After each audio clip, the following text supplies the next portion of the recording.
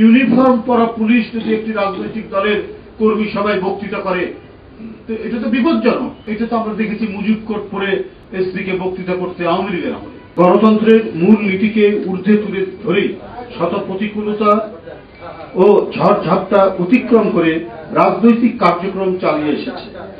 স্বজাতির সব ধর্ম ও বর্ণের সজ্জন মানুষ ও বিভিন্ন শ্রেণী পেশায় যুক্ত বাংলাদেশের একমাত্র স্মার্ট সিটি বসুন্ধরা এখন আরো নিরাপদ, আধুনিকতায় আরো এক ধাপ এগিয়ে।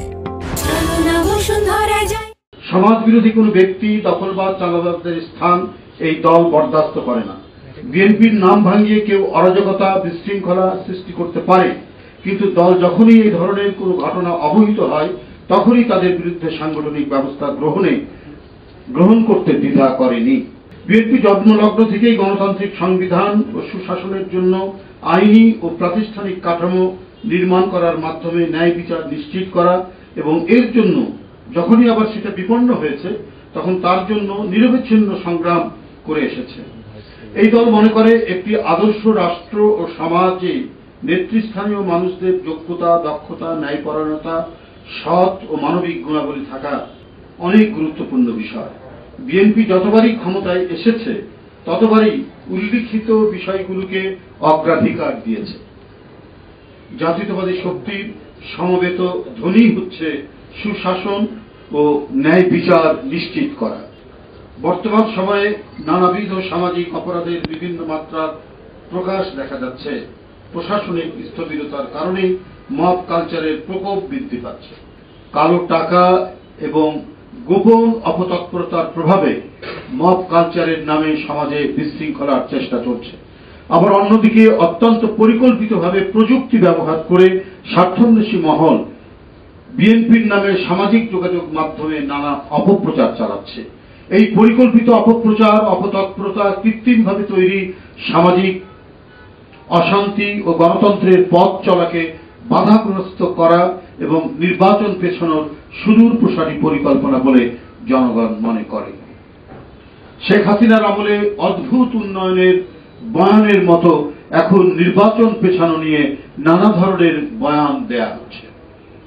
সাংবাদিক বন্ধুরা, বিএনপির নাম ভাঙিয়ে যারা অপকর্মের সাথে জড়িত তাদের বিরুদ্ধে তাৎক্ষণিকভাবে দল থেকে সাংগঠনিক ব্যবস্থা গ্রহণ করে আসা হচ্ছে।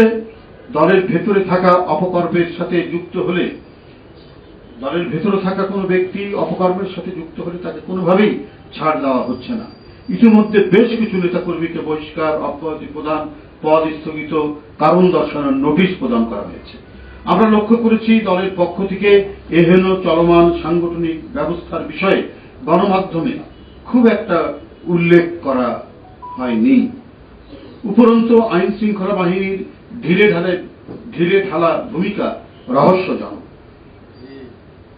দলের পক্ষ থেকে বারবার অপরাধী ও বিশৃঙ্খলাকারীদের বিরুদ্ধে আইনি ব্যবস্থা গ্রহণের জন্য বলা হলেও প্রশাসন নির্বিকার থাকছে।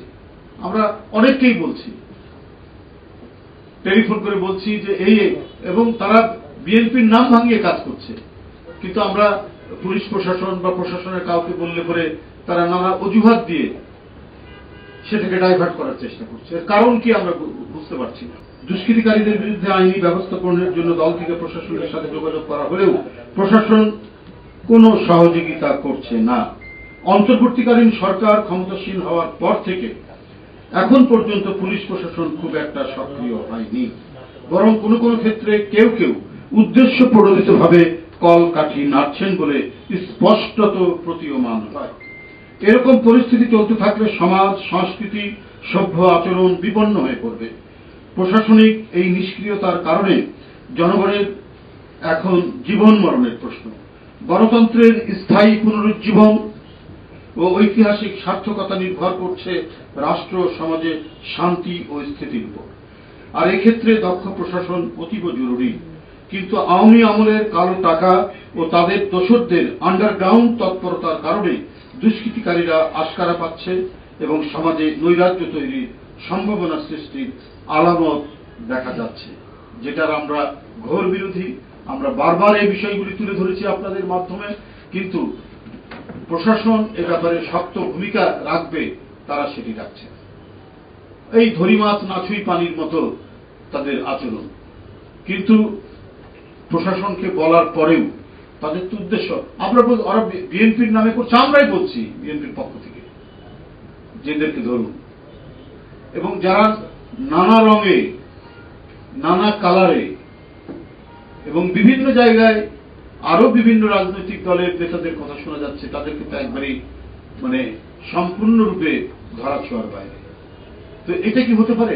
একটি রাজনৈতিক দলের একটি কর্মী সভার মধ্যে পুলিশ কর্মকর্তা পোশাক পরে বক্তৃতা করছে, এটা আওয়ামী লীগের আমলে এটা সম্ভব, এখন কি করে এটা সম্ভব? এই ঢাকা মহানগরীতে এই ঘটনা ঘটেছে, এটা হতে পারে?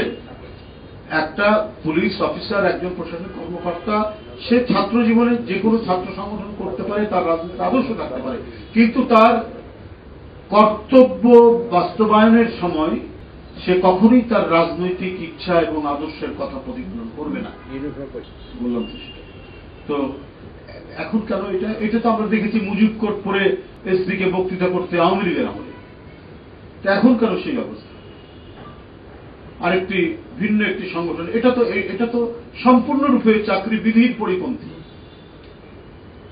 এই যে নিজেকে মানে ইয়ে জাহির করা, আমি অমুক দলের লোক, আজকে একটি পরিবর্তন ঘটেছে, একটা দানবীয় সরকার পতন হয়েছে, এখন তো আইনের শাসন। আইনের শাসন মানে যারা আইন প্রয়োগকারী সংস্থা, যারা প্রশাসনিক ব্যক্তি, তারা নিরপেক্ষ আচরণ করবে, তারা যথার্থ আচরণ করবে, যাতে সমাজের কোনো মানুষ আইনের আশ্রয় নিতে গিয়ে বঞ্চিত না হয়, রাজনৈতিক কারণে সে যাতে কোনোভাবেই বঞ্চিত না হয়, সেটাই তো হচ্ছে আইনের শাসন।